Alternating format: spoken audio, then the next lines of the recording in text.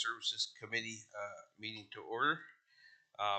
Wednesday, this being Wednesday, May 10th, 9 a.m. Attendance has been taken, noting that everyone is present, save for Councillor Sicoli. Approval of agenda. Can I get somebody to move the agenda? Moved by Councillor Martin, second by Mayor Bailey. Is there anything anybody wants to see added? Okay, seeing none. All in favor of the agenda as recommended? That moves. It brings us down to adoption of the minutes. Item 5.1. Can I get a mover to get it on the floor? Moved by Councillor Pierce, second by Councillor Martin. Any discussion, corrections on those minutes? Okay, seeing none. All in favor of approving the minutes? Does anybody have any business arising from the minutes outside of what we're going to talk about today? Okay, seeing none. We'll go to staff reports. We can move them all at once, or we can. I know there's a couple I want to speak to, but there's 8. Can I? I'm going to ask that I'm going to separate out myself. 7.2. I have a budget question, and then 7.6. I think bears some discussion. Is there anything that anybody wants separated other than 7.2 and 7.6? Councillor Martin. Yes, 7.5, 7.7, and 7.8. Okay, that's good. We will go through it one item at a time, because that's almost all. Okay, we'll start with 7.1, budget to actual final. And I need a mover to get it on the floor to receive his information. Moved by Councillor Martin, second by, well, I'll need some Councillor Pierce, thank you. Questions, discussions? Okay, not good news, but I think is that Heather's here today. I thought she did a good job of laying out why that variance was up 338,000. But again, not a good news story. Okay, all in favor of moving to receive for information? Or any questions before I call the vote? Okay, see none. All in favor? Okay, that brings us to item 7.2. And can I get a mover to get this on the floor again to receive this for information? Move to Councillor Martin, second by Mayor Davis. Okay, budget to actual at March 31st. Any questions, comments, discussions? Okay, see none. I do have a question, and that is to Heather Mifflin, Treasurer. We had a large variance, well, large, I think about a 5% variance for 2022. There were some driving factors. So we know fuel, maintenance, care supplies for operations. There was some extra administration fees. Gas wasn't was higher, I think, than was budgeted for. Do we think we are more appropriately budgeted for 2023 versus 2022? That's my question to you, Heather.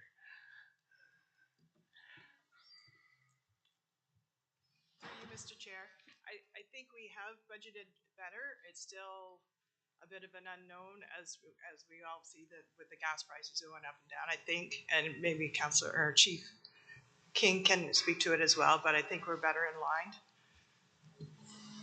Okay, and we'll go to the Chief. Chief, what are your thoughts on this budget, say, versus 2022? Through you, Mr. Chair, we were unaware of any large increases that were going to happen in 2022. The other factors that we're dealing with right now is, as of this year, we have a 6.5% increase also on call volume. The gas prices seem to fluctuate anywhere between 10 and 20 cents a liter every other month. We forecasted with the figures that were provided to us in mid to late 2022, and that's how we budgeted our accordingly. Nobody anticipated the $2 a liter back in 2022 throughout the year, but for the differential in gas prices, I think we should be better off this year. Okay, thank you. And that's part of our mandate too, is to, if there is a variance, to identify what those variances are and what actions may need to be taken. So any questions on that before I call the vote? Okay, seeing none, all in favor to receive? Thank you. Item 7.3, budget adjustment. Get a mover on get this on the floor. Moved by Councillor Martin, second by Councillor Mayor Bailey. Any questions on that one? Just Heather, that was a really good report. You explained it quite well. I thought that was good. Okay, all in favor of receiving? Thank you. So that's 7.3. Okay, we'll take us to 7.4. Paramedic services budget timelines. This is from our general manager, Heather Boyd. And again, for information and discussion, can I get it on the floor, please? Councillor Martin, Councillor Pierce. Any discussions on that one? Councillor Pierce. Thanks, Mr. Chair, through you. So just a question, I guess it's on page 22. When it talks about the proposed budget meeting schedule, it says staff will begin reviewing the 2024 budget documents during July, August 2024. So we're discussing the 2024 budget in August of 2024? So, or is that to be 2025? Yeah, what page are you on, Councillor Pierce? 23, page 22 of our Okay, report. Yeah. Page 2 of this particular one. About midway down when it says proposed budget meeting schedule, just above the summary recommendations. Yeah, is that a typo, Heather? Yes, that's just a typo. It's 2023. Yeah, it's the 2024 budget, but it's 2023. Okay, thank you. That's what I figured. Okay, thank you. Any other questions, comments? Okay, and as we know, we're kind of bound by the agreement there, so we have to get it in sooner rather than later. So, okay, no more further questions, comments. Okay, all in favor? Okay, that's item 7.4. This will take us to item 7.5, paramedic services statistical package. Again, this is for information, so I'm going to ask that we get it on the floor, and then we can discuss. Moved by Mayor Bailey, second by Councillor Pierce. Councillor Martin, was this one? Go ahead. Yeah, I can't find it now, but I thought I saw somewhere in the report it talked about offloading, like the time on task included offloading and then cleaning. I'm assuming that if there's a long offload, one paramedic stays with the patient and the other one cleans the ambulance, so that once they do offload, they're ready to go. Through you, Mr. Chair, cleaning is done as you suggested, but what the additional cleaning is once the patient is off the stretcher and stuff, it has to be sanitized, cleaned up. So after each and every call, right, it takes an additional 5 to 10 minutes by the time everything's put back together. Okay. It's done, right? What they can do in the vehicle while they're at extended offload times, they use your time appropriately. So they clean everything except the stretcher because the patient's still on it.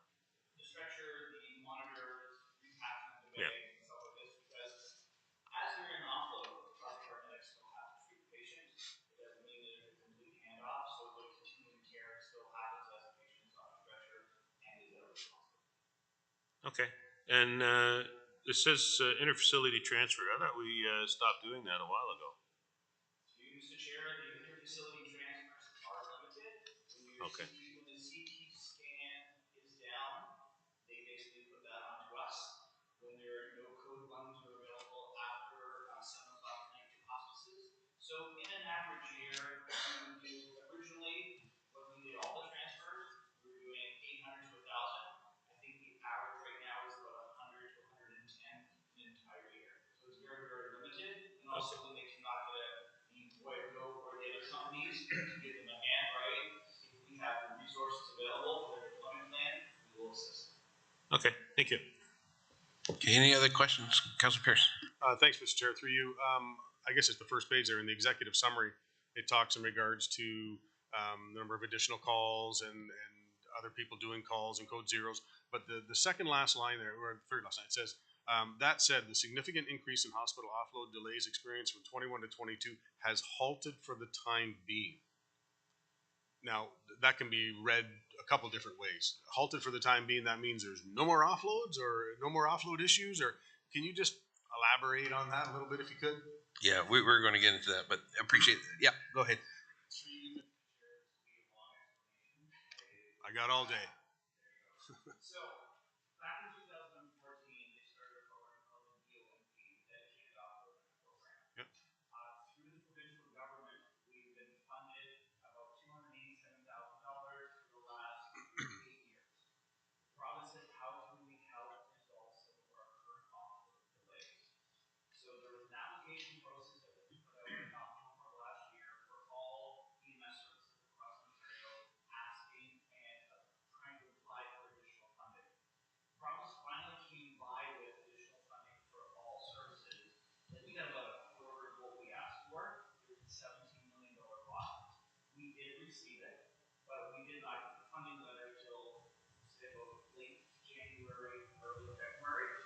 We met with the BGH team to add an additional 6 more offload beds to expedite our offload area. Once we worked with the BGH team and put that in play, we basically utilized any type of funds that we could, either agency nurses, nurses and overtime and everything else. Our offload delay decreased by 75%. So that's where basically it halted. We weren't experiencing. If you divide it out for a long period of time, it's basically to the point of within our norm where we can respond to calls. The funding ended March 31st. We were told from our executive, our OAPC executive, that the funding is ongoing, but the application process would continue. We just completed our application process for the April 1st, 2023, 2024 to have those additional offloads in the hallway, working with BGH. We're paying for your additional nursing staff. They've already started to hire, I think the last count was 8 additional nurses, and they're ongoing for recruitment. But that is helping us out greatly. So we're halted. We can manage our calls if our vehicles get up to the door within 30 to 45 minutes. When we've had bad days and our crews are there 2, 3, 4 hours, right? That's when we get into a mix where we're relying on our partners. Okay, follow up if I could, Mr. Chair. So, and I appreciate that, Russ. Now, that being said, so if we had these extra beds last year, I'll call it 2022, the offload times in 2022 are highest we've ever had. So I'm trying to put the two together. If we had those beds and we had the highest offloads and now the beds are gone and year to date our offload, it's only a minute or so, but they're reducing. I'm trying to put the two together. So if we had the offload additional beds in 2022, our offload times and relying on other EMS services would have been greatly decreased from what we're seeing now. They have a new director in there that is very proactive about hiring additional staff members. We're hoping that when we apply for a round number, another $500,000 to put that dedicated offload nurse on 24/7. Not during the day, not just during the peak times, 24/7 to help our vehicles get off the road quicker. So yes, those offload times, the relying on other services would be dramatically increased.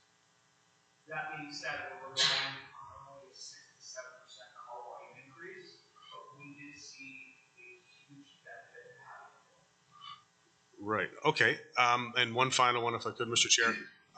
So what I'd like, and I don't want it to be a whole bunch of work here, but what I'd like to see, because you've got 2023 year to date is, average 57 minutes offload time, and this program ran out in March. Is there any way that we can understand the significant impact that had on us losing those beds?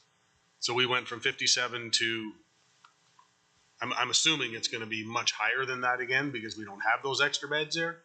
I'm just curious if possible next month or whatever, next meeting, if we could get some sort of idea, okay, so this is what we were, January, February of 2023, or until such time as those were taken away, and now it's X.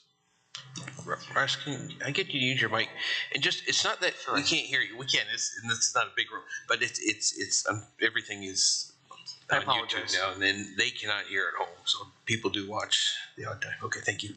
Since we knew the funding was ending on March 31st, we've worked with the hospital to staff that area to the best of their ability. As I said, the new director is aggressively campaigning and hiring new people. Right. So where they can staff it, they've been doing their best to try to staff those additional beds since April 1st. So seeing that significant, if I provided you the figures which come out basically quarterly to us, we would still see a dip, not as dramatic as we saw from February to the end of March, because it's sporadic right now and they're trying to get it staffed 24/7. We have been told, but there's nothing in written confirmation, that this additional DOMP funding will carry us into late 2025. So they realize the benefit, they realize that it's working, but getting the exact figures that I know what you're looking for, that it stopped dead. We are still working with the hospital to try to get our crews out. So that dip of a minute or those dips of a few extra minutes, right, we'll continue to see the trend down as long as we don't have another year like last year at 21.4% call volume increase. And final one, Mr. Chair, just for what Russ said there, is that going to come back to bite us? And what I mean by that is it's fantastic that we're working with the hospital and they're willing to put on this extra staff, but is there a possibility the province is going to go, no, they're okay, they don't need that? Through you, Mr. Chair, there's always a possibility, but what we've talked through our directors, which basically that speaks to the province, our OAPC president, right? The funding is there. It's just everybody is now being divided out how much they are. So if I've asked for 500,000 and I get 800,000, I will gladly double the nursing staff working with the hospital. If I only get 300,000, then the program might end by December. So we will fluctuate it that way. They've told us that the pot is $17 million divided out by the services, and calculating, I was doing it yesterday, we applied for $487,860. So we're short about a little bit about $500,000. But if we run short or they decrease our amount, the program will end and we'll have to work on other solutions. Okay, thanks, Russ. Okay, any other questions? Mayor Davis. Thank you, Mr. Chair. Got some questions about sudden cardiac arrest. So do I understand, Chief, if we can't be there, if a defibrillator is not on the scene within 6 minutes, the chances of resuscitating someone who's had sudden cardiac arrest is pretty nominal? Through you, Mr. Chair, the statistics that are out there right now, for every minute of something not being done, it decreases the person's chance of survivability by 10%. So if I did nothing for somebody for 10 minutes, their chance of survivability, basically, according to the statistics, are 0. Even you doing CPR gives the person a fighting chance. A lot of communities have adopted an aggressive AED program, like all the way to basically promote in the community to help in those. We can't be everywhere. The fire service cannot be anywhere, but other communities have aggressively promoted even the locations of them to help. Okay. So the answer to my question then is if it's beyond 6 minutes, the chances of full recovery are fairly small. Percentage-wise, it's 40%. Right. And even then, if you can resuscitate them, they may well have some cognitive impairments because of the lack of blood flow to their brain. Through you, Mr. Chair, that is correct, but if CPR is there, they say CPR only helps 5%, but it extends that 10-minute window. The 6 minutes is the ideal for us to be on scene, but after 10 minutes, things start going down. Okay. So this says sudden cardiac arrest. The definition is defibrillator on scene within 6 minutes. How do you deal with it statistics-wise if there's a defibrillator on site, like it's an arena, and people on site actually have taken the defibrillator and used it before paramedics arrive? How do you deal with that in terms of your data? Through you, Mr. Chair, the 6 minutes is not just us or fire or police, right? It does take into calculations the rec staff at a pool or public access and stuff. If they basically said they had put the AED on it, right, we get the data from it. So from the time the call came in, let's say at 9 o'clock, and they put the defibrillator on at 9:02, we would have those stats that the AED or defibrillator was applied within 2 minutes of the person being there. Okay. So I'm looking at page 28 where I see the data on sudden cardiac arrest.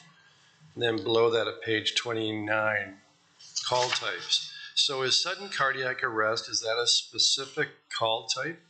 Correct, sir. Okay. Sorry, through you, Mr. Judge, correct now. And but we don't see that in page 29. What percentage is it? Looking at the stats, our sudden cardiac arrests in a year, I believe the last time I looked at it directly in 2022 was 300 calls. Okay. Out of 32,000 calls. So it's 0.001 of a percentage of our calls, correct? Right. And so it's about one a day. Correct. A Slightly little bit more. less. Yeah, but one a day. And then the other category that is next most serious, which is CTAS 1, which is a threat of life, ideally responding within 8 minutes. What is that? Is that? So how the CTAS, through you, Mr. Chair, CTAS levels work is a CTAS 1 patient, whatever the cause of the person's condition, they must see a doctor immediately as they arrive into the emergency department because they are the most viable. A CTAS 2 within 15 minutes, a CTAS 3 within 30 minutes, and a CTAS 4 and 5 can be delayed for doctor treatment or nurse assessment anywhere from 1 to 2 hours. So it's just basically their priority as they come in.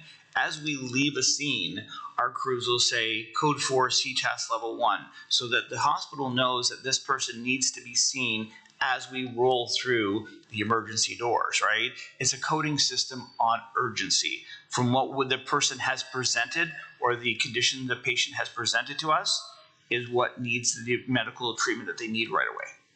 So with the CTS 1, that would be, so it's not sudden cardiac arrest. It would be somebody they're having a heart attack perhaps, or a serious stroke, or they've been in a car accident and they have some very serious physical injuries. Could be a shooting, could be a stabbing. Right. There's a large array of what it could be. The person could be coming in septic to the point of basically going to respiratory arrest or other conditions and the end organ failure, things shutting down. That's a CTAS 1. Right. Okay. And getting back to the sudden cardiac arrest, do you have any data that tells us, so you're telling us about 300 a year. Do we know how many of those that paramedics were able to arrive in the first 6 minutes and the person made a good recovery? Like, do we have that kind of data on the outcomes? So through you, Mr. Chair, the outcome that we have is as currently we have that the person arrived in hospital with a pulse. Where the data that we basically do not track afterwards is anybody arriving in a hospital that survives greater than 24 hours is considered basically a save, right? They were in cardiac arrest, less than 24 hours, it does not, but we do not track the outcome of every patient when they arrive at the hospital. Right, because what I'm getting at is, I've always been uncomfortable about this. Our benchmark's 35%. To me, that doesn't seem acceptable. It should, to my mind, we should be aspiring to something that's much better than that. But I'm wondering, is there any data that can tell us the number of calls that are falling between that 6 to 10 minutes and those where paramedics are arriving after 10 minutes? So we can have some idea of the 300, how many of those potentially could have been saved if we'd been there in 6 minutes. Through you, Mr. Chair, if you do not mind, I can break that into two different questions. These original benchmarks were created when the original program started back in 2013. Deputy Chief Kevin Robinson has been working on a report that would recommend that these benchmarks be raised. He's just finalizing it right now because the data in COVID kind of messed with our data, but those benchmarks should be raised, right? Having a benchmark of 35% for cardiac arrest should be a lot higher in our community, but those were set for us before, and it does take a great deal of research and recommendations from this group if we're going to raise those, and I will have Deputy Chief Robinson bring a draft report to this committee afterwards. And yes, we can track what the different of the outcomes would be greater than after like 6 to 10 minutes as you requested. Right, and last comment, Mr. Chair, I'm hoping we could do that because I'm not being critical. It's, as I say, it is what it is, but the problem with, metrics are very useful. This is a metric, right? And metrics are what you use to measure the performance of an organization, and it can inspire and motivate if they're done properly. And, when you have a benchmark like this, and if it's 35 and we're doing, say, 50 or 55, it creates kind of a mindset of, oh, great, we're doing really well. Whereas if it had been set at 60 and you're at 50, you're going to say to yourself as an organization, as those who govern the organization, go, well, that's not, we got to do better than that. Right? So these metrics, I think they're important and they deserve a second and third look. And it can also help us in terms of making arguments with our partners and stakeholders that, yeah, we need help because the top priority calls, we've got to give them priority. And the only way we can do that is we need your help, right? It helps us make the argument. So thank you very much, Mr. Chair, for letting me go on a bit longer there. May I add one thing? Through you, Mr. Chair, yeah, these benchmarks we realized, as I said, were lower than basically the norm. Deputy Chief Robinson has contacted other services around us and what their benchmarks are, and the report's in the making, but we will try to do our best to present it at our next meeting. Yeah, and just one last request for that data. I know what you're saying, which is if communities decide they want to create a PR campaign to encourage people to take CPR training and that sort of thing, it'd be helpful if we can get it out of the data. What doing something like that in our area, like how many lives that might potentially save just from the data we've got. So I think that could be pretty helpful. Through you, Mr. Chair, there's an organization in Peel Region that did that, and they basically had community responders, right? That basically, if there was a cardiac arrest, they'd be walking by, they would get a page, hey, it's down at 12 Elm Street, and the community people would automatically respond at the same time. So Peel has had great success. I will reach out to them and give you more information on their program, but yes. Okay, thank you. Okay, Councillor Pierce? Yeah, thank you, Mr. Chair. Just something Mayor Davis said there. So Russ, I'm going to say that, the best possible scenario, all our ambulances are available and they're in their spots around the county. Okay. Is there anywhere in the county that somebody could call in having sudden cardiac arrest that we cannot get to in that 6 minutes if all our ambulances are available? Where I'm going here is if we're setting that standard of 6 minutes and we're setting ourselves up to fail because even if all ambulances are available, we still can't get to that location in the city or the county in 6 minutes. Are we able to do that? Through you, Mr. Chair, in a perfect world, right now our response times that the province has set is arriving on a call in 8 to 9 minutes, and in a rural setting, it's 14 minutes. So that's their standards that they have set. Currently, right now, if you take all of our responses, there are pockets throughout the county, there's pockets throughout the city that would take us a longer time to go to, but it's traffic and other obstacles. We would have to, I would believe, add 4 to 5 additional stations as strategic as the fire services right now. But right now, most of our buildings are basically leased or rented in areas that were available to us. As we move forward, if we do move forward with our new station, we will be having a hybrid response. Rather than out of a station, they basically be roaming throughout the community like other communities, so we could basically cover our community to a better ability. Okay, so I'm going to wrap that all up in a bow here and say there are absolutely spots, even if every ambulance was available, that we cannot make in that 6 minutes. Through you, Mr. Chair, yes. So sorry, Mr. Chair, when you just said the 8 minutes and 14 minutes there, where did the 6 minutes come from? Is that was we set? No, the 6 minutes was what the recommendations of heart and stroke that you must have an AED on site within 6 minutes. That's their standard. And that's what everybody used as a benchmark. Sorry, Mr. Chair. Interesting. Okay. No, like I say, I just, with Mayor Davis there, just kind of brought that to light. Okay, can we? And by the sounds of it, no, we can't. So that's unfortunate. Thank you. Okay, Mayor Bailey.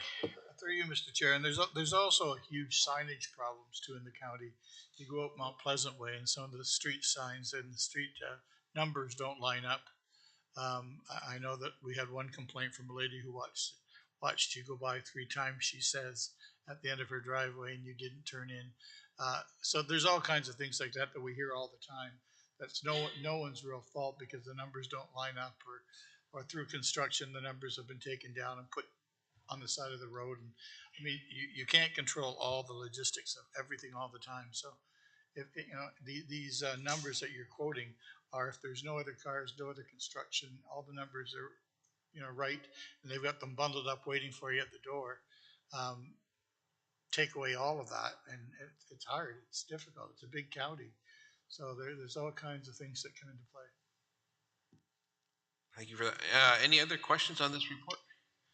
Okay, see, just on that note, I mean, if you drive former Burford Township, say from Scotland to up to just this side of Woodstock, I mean that's a 20-minute drive. So I understand the 14-minute provincial time frame for rural areas, but in the report, Russ, you state these standards have not been adjusted for some years. I think you said 2013. So I think I don't want to put words in Mary Davis's mouth, but I think we're looking maybe to have those updated, and you're going to bring a report next to get that ball rolling. Correct. Okay. In what Councillor Pierce said about the wait times, the offload times, I appreciate. Because what I've heard is the personnel changes at the emergency room have greatly benefited the offload times, as you said, and that's not reflected in the stats. But I appreciate you can't do the stats monthly for some things because there's not a lot of value in that. So it is a good news story compared to what you reported last time. So I think that needs to be, highlighted that this is actually a good news story. In one stat, I just want everybody to kind of walk away with, because I did not know this, but you said in your report one ambulance that's running 24 hours a day, 7 days a week, can do 3,671 calls annually, which if you're doing the math, that's about 10 calls a day. So that's a good stat to remember. So any other questions for us before we call the vote to receive? Okay, all in favor? That takes us to item 7.6, the review of alternate patient destinations for patient care. At this point, it is for receiving, so I'll ask for a motion to get it on the floor by Councillor Martin, second by, and I'll need another hand, okay, Councillor Pierce. Any questions on this report? Okay, seeing none. If you have any after I speak, raise your hand. I don't know why, but I just thought when we looked at alternate destinations for patient care, I didn't expect this. I thought they would be maybe a little more receptive to this, but then reading it kind of makes sense. The medical clinics have their own patients. Other places aren't set up, so and so forth. But having said that, I think it is new. The legislation just was passed recently, January 1st. And I just want to highlight the one letter from the Willet. And the person that wrote this, the emergency department chief and medical director, I did a little research. They don't have the authority to say, no, we're not taking ambulances. This would actually have to come from, well, it was David, David McNeil, who's leaving, I believe, next month. So I think a discussion like this, that the Willet could take ambulances, I think that has to be done at a higher level, that discussion. So if it's, I'm going to follow up on that, because like I say, there's more to it than just the emergency department head saying, no, we don't want it, in a very curt letter. And then where's this? The other letter from Brad Stark. I thought he made a good point. He suggested that at the bottom, his last paragraph, he suggested that maybe we do a community exploration of an ER diversion model, such as London, would be an ideal step for this community. So I thought that was a very good suggestion, because I think it's one of those things. I don't think it just happens, right? I think it takes some time and some work but if we want it to get done, I think we have to kind of put the work in to do it.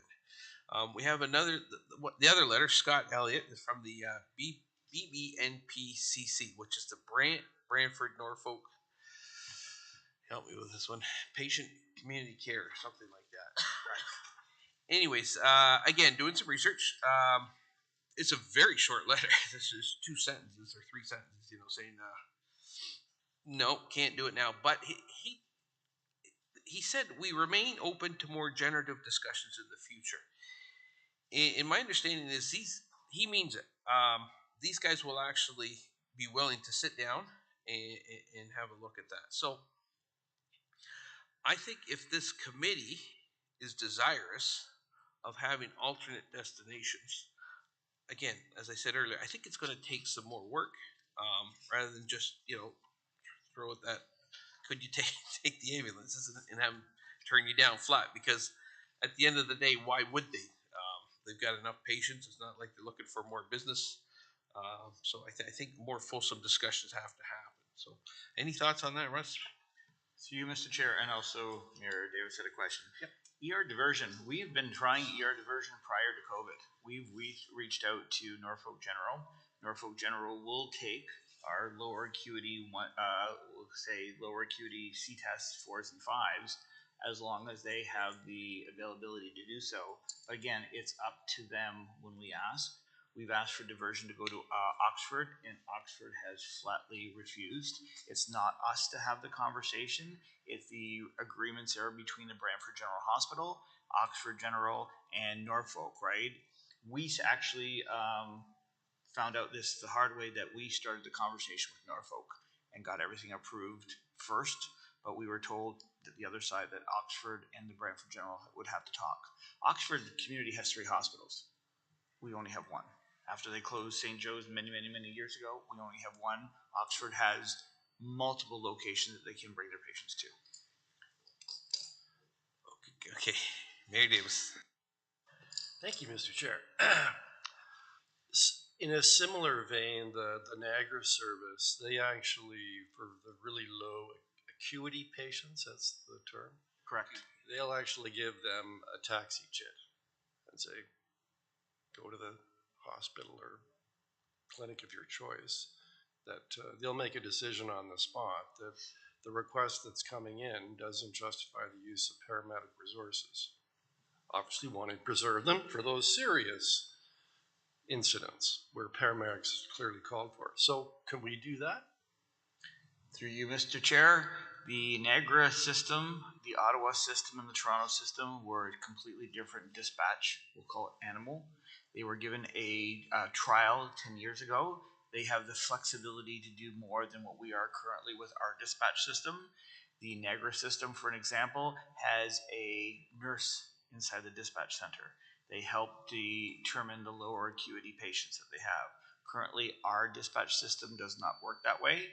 With our new MPDS system that was supposed to launch in 2019 and delayed with COVID, right? We were supposed to be already up and running.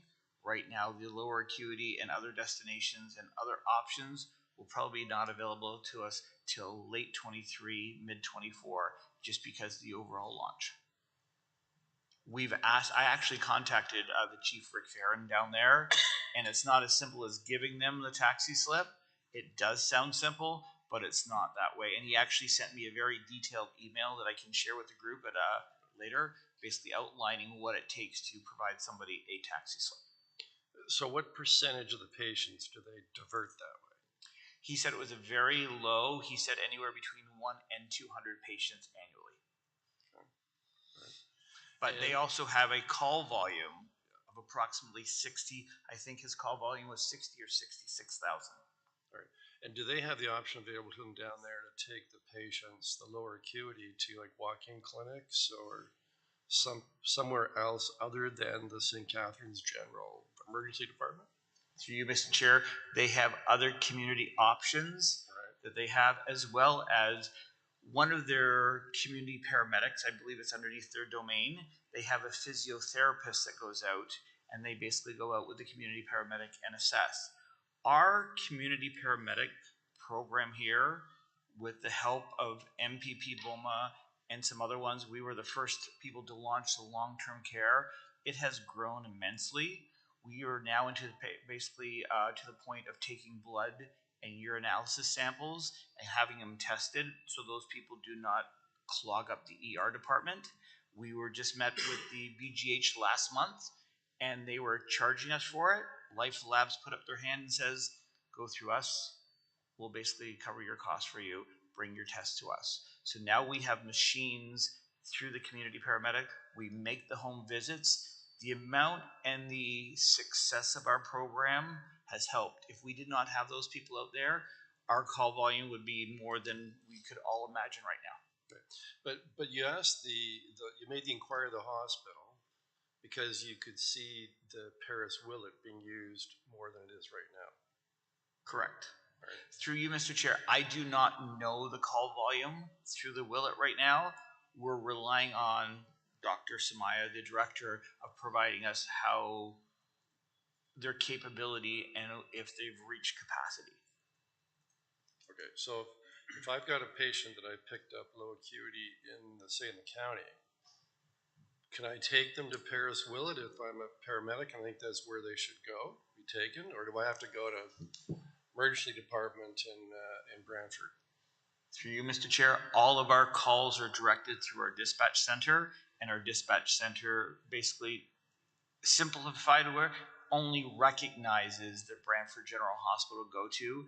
The Willet is not considered a provincial destination to send patients to. Okay. So, that seems, because I'll tell you, Mr. Chair, I've had clinics in town tell me to go to the Paris Willet rather than go to emergency. This will be doctors' secretaries who say, based on what you tell them your situation is, they tell you to go to Paris Willet. Yet we're not doing that through the paramedic system, doing the same thing that evidently other healthcare providers are doing in this community. Through you, Mr. Chair, the system, in our report, when they started to start about alternate destinations, our dispatch centers will not work with our community paramedics. Say I went to a patient's house that did not need to be transported, right? We should be able to, and we've written a letter to MPP BOMA, that our 911 system can direct our community paramedics to attend that scene, to release our emergency vehicles, and then connect them with the appropriate medical group or whatever community assistance they need, but there's a brick wall between both. If we, as I said, sent the letter to MPP BOMA requesting that they work together, we'd be able to free up additional emergency vehicles and working together. Just like your physician says, don't go to Emerge, go to the Willet. Publicly, a campaign would be ideal, telling people that your first line of defense or you have an ailment, don't go to Emerge, go to the Willet first, would help us greatly. But currently right now with our provincial regulations, we cannot transport the patient to the Willet. So if you're telling me, if I get this straight, so it's dispatch, this person on the end of the telephone that's deciding where the patient should go. What about the paramedic who arrives on the scene, fully trained, can make their own assessment? Why can't they make a decision? This patient would best be addressed or dealt with at, say, Paris Willet or, the emergency in Brantford or somewhere else. Like, when does common sense come into this system? Through you, Mr. Chair, I'm going to be politically correct. The province and the Ministry of Health directs all of our ambulance through our dispatch center. We do not have the ability. We can say, Councillor Pierce needs to go to the cath lab. Or we have to take a patient down to the trauma center because they tick all the appropriate boxes. That's the best we can do. We cannot recommend them currently to go to the Willet or something or another destination. It is full direction from the Ministry of Health and our dispatch. Okay.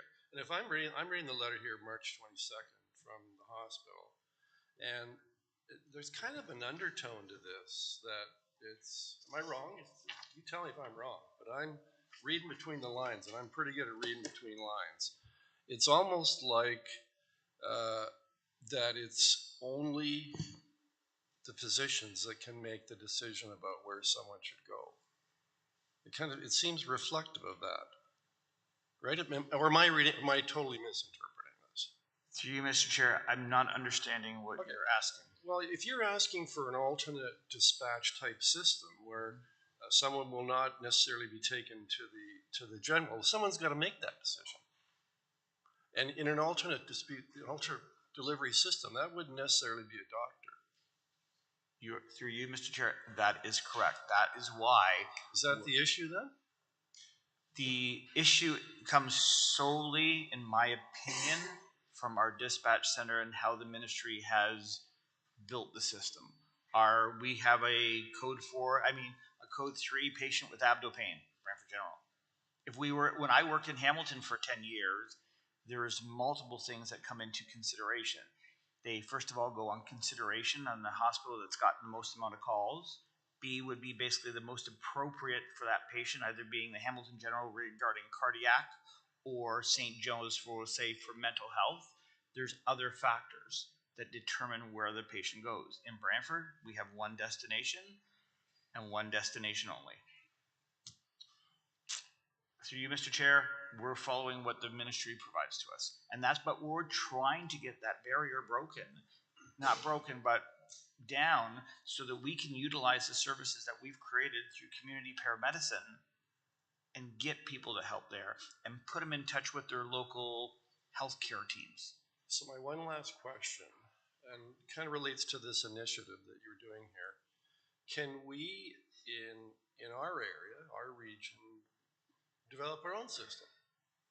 Like, if the hospital agreed and the emergency personnel there agreed, could we kind of create a different system in terms of how we decide where it is that patients are taken into the various medical clinics and providers? Or are we hamstrung by what the Ministry of Health tells us to do? Through you, Mr. Chair, how it would start is if we had, we'll say, the emergency department like the Willett or other clinics that are available, we would first strike an agreement with them. Then we would go back to our dispatch center and recreate our deployment plan, allowing our paramedics well on scene to say, we're going to the Willett, we're going to ABC Medical Clinic, St. Leonard's and stuff. That's where we would have to develop first. The agreements would have to be in place. Our deployment plan would have to be changed. We would have to contact the Ministry of Health and our field office on our recommendations on our community changes, but that's where we would be right now. All right. Thank you, Mr. Chair. Any further questions, discussions? Okay, I think this is good. As I said earlier, it's not going to happen overnight. But legislatively, provincial legislation allows alternate destinations. We know that as of January 1st. As long as we have an agreement wherever they go, and then they'll give us some options. I guess in the way I see it, I don't think this committee, the ambulance service on their own, can create that. I think it has to be, we need a few more people around the table to do that. So I got a question for you, Russ. Do you think maybe a task force of such would help us get there? If we had maybe somebody from the OHT, somebody from emergency, maybe Deputy Chief Robinson, maybe a couple members from the committee. Do you see any value in creating that task force to work on this? Through you, Mr. Chair, I would not turn down any bit of help. We've had to come up with some creative minds over the last 4 to 5 years. Our goal is not to have our paramedics sitting there for 2 or 3 hours. Our goal is to basically treat the patient, get them back to emergency department. Any assistance from the mayors, councillors, political people, even to the point of MPP Beaumont, right? We'd appreciate any assistance that we may have not thought of. Outside the box thinking seems to be working. We made it through COVID. We just need more to basically help. And then the other thing that was going to compound this even further is we've been told that the construction will be starting soon. So that will even limit the real estate and the capacity inside the emergency department, from our opinion. So maybe that's okay. I'm going to look into that, and maybe I'll bring forward a motion at the. I think we're going to meet in July again, so I'll bring that at the July meeting. Councilor Martin. The fact that the construction is going to start soon would be an impetus to negotiate with these other groups to say, well, we need help because of the construction. Yeah, I agree. I'm gonna have to do a little bit of homework and do it quickly. So, any further discussions? Okay, so I'll bring forward that at our next meeting. Maybe we can talk about it, kind of craft something up, and then if the committee is okay, we'll create it. If the committee doesn't like it, then we won't. So we'll go from there. Okay, so it's on the floor to receive. We've got a mover and a seconder. Good discussion. Mayor Bailey. Oh, all in favor? Okay, brings us to item 7.7, and you are looking for transitioning contract position to a full-time permanent position. Can I get a mover for that on the floor? Councillor Martin, second by Mayor Bailey. Any questions, discussions? Councillor Martin? Yeah, thank you. With these two positions being similar, is there any advantage to staggering the hours? Through you, Mr. Chair, the majority of all of our work is done basically between the hours of 8 to 4 during the daytime. Okay. One is at the community paramedics head office down at 355. The other one's at 303 Henry Street. The amount of data that we're required, reporting structures, and even working with Heather and her team for financial takes a great burden. So this additional person, we've had them for 18 months through COVID on a contract. We've seen the need, and then the need for more, but right now we're just asking for approval because there is no financial impact on our current budget. Okay, thank you. Any further, Councillor Pierce? Thank you, Mr. Chair. Just not a question, just a statement on this. I'm in full support of this. I'm a huge advocate of the community paramedicine program.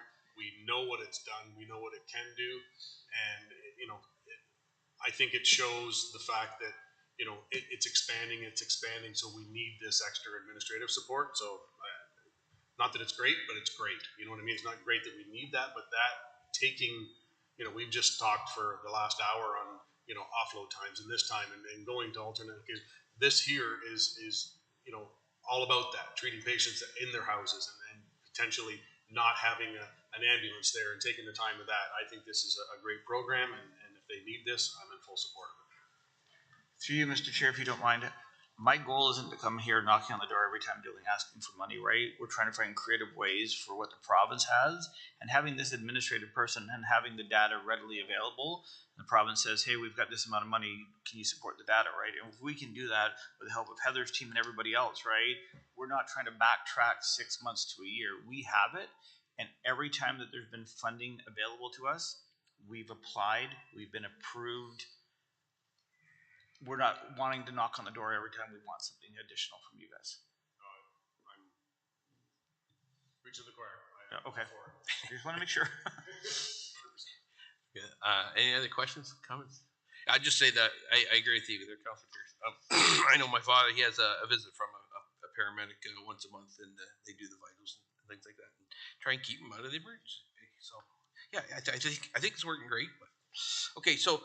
There is a recommendation again to go from a contract to a full-time permanent position. We've had it moved and seconded.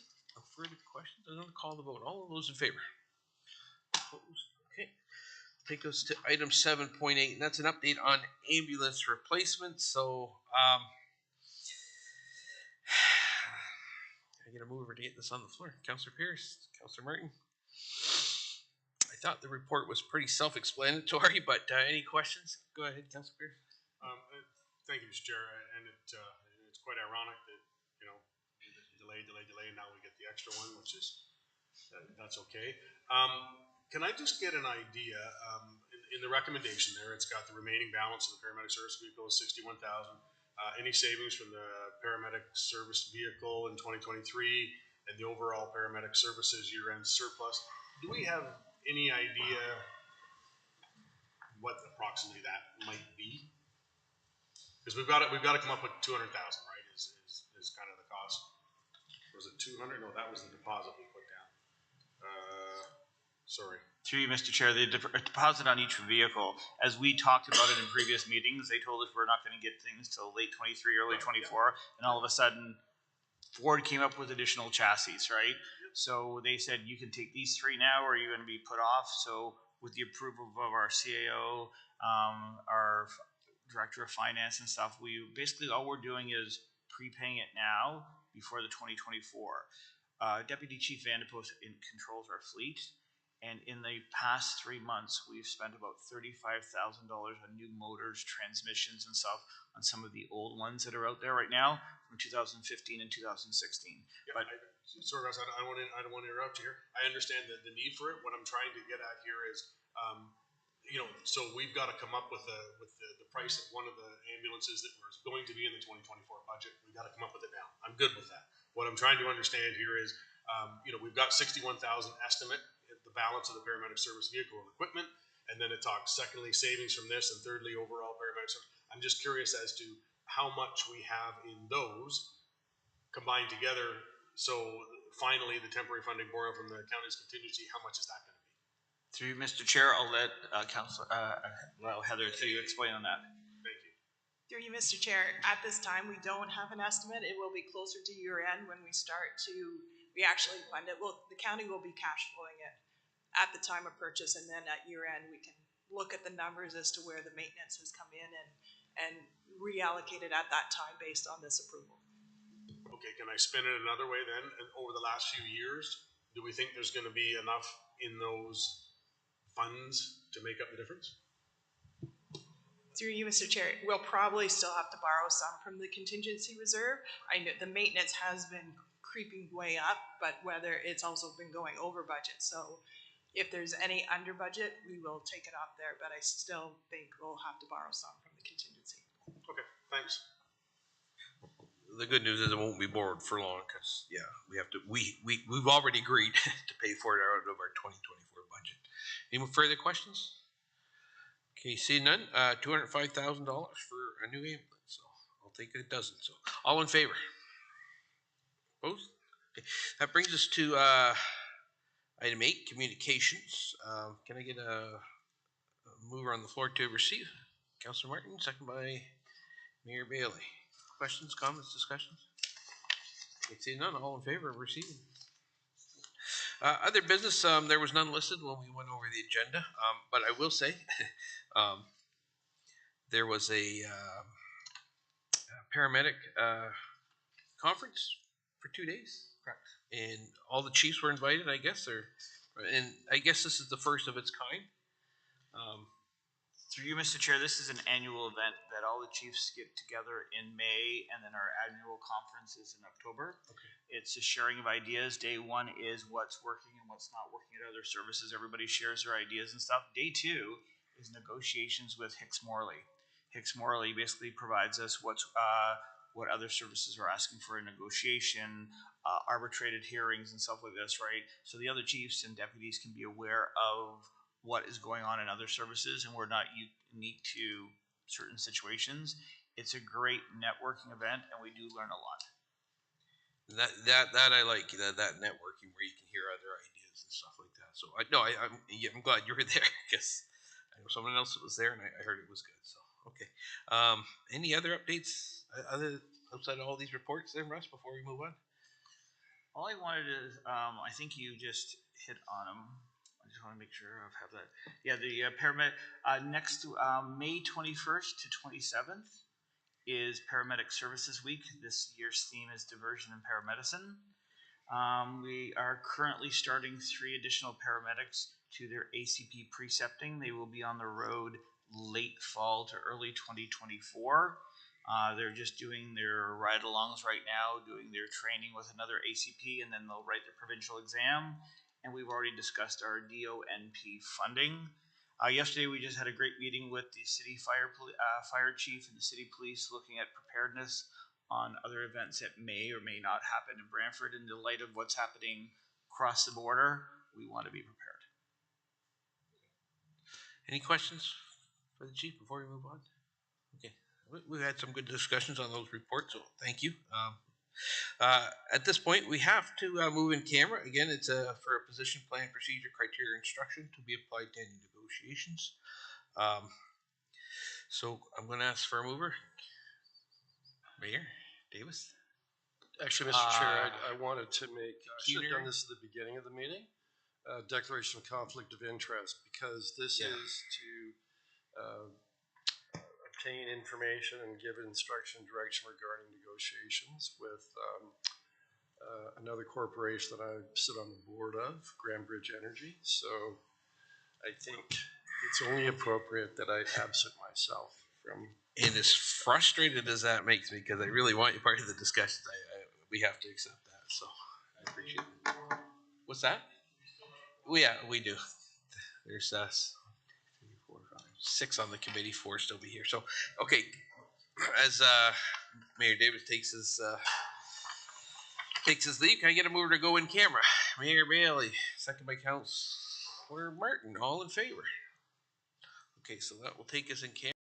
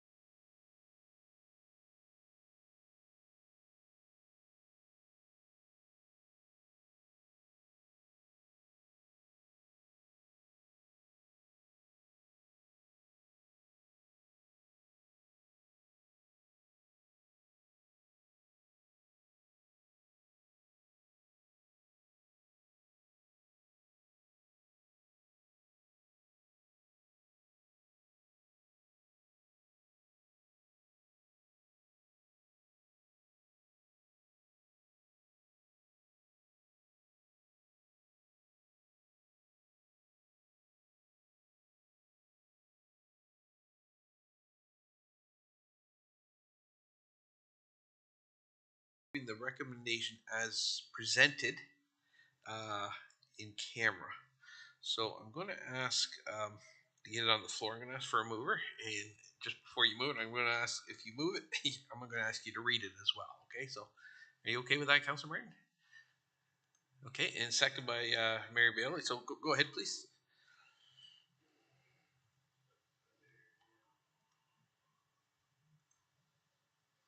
You got your mic on. Just speak nice and clear.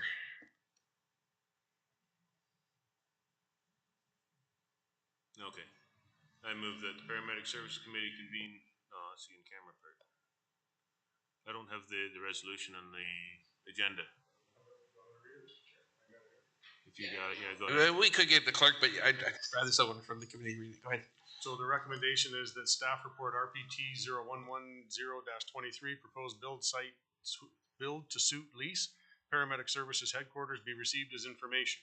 That entering into a lease with the Brantford Paramedic Services Administration and Operational Headquarters at 150 Savannah Oaks Drive be approved in principle. That staff be directed to proceed with the next steps in these lease opportunities, entering into an intent to lease to allow site work to begin while details of the lease document are finalized. And that staff be directed to negotiate and authorized to sign final lease documents within any parameters set out by committee and or council. Okay, thank you very much. We had discussion already. I'm going to call the question. All in favor? Okay, none opposed. Thank you very much. So, staff, you got some balls in the air, so you're going to have to be very, very careful, and timelines are tight. So, next meeting is going to be Wednesday, July 5th, again at 9 a.m. Councilor Martin, I understand usually the city, you guys shut your meetings down in July. Yeah. And we shut down in August. So, but I'm hoping we can get the full city complement out, because there's quite a few things going on there. So, motion to adjourn. Councilor Martin, we are adjourned. Thank you very much.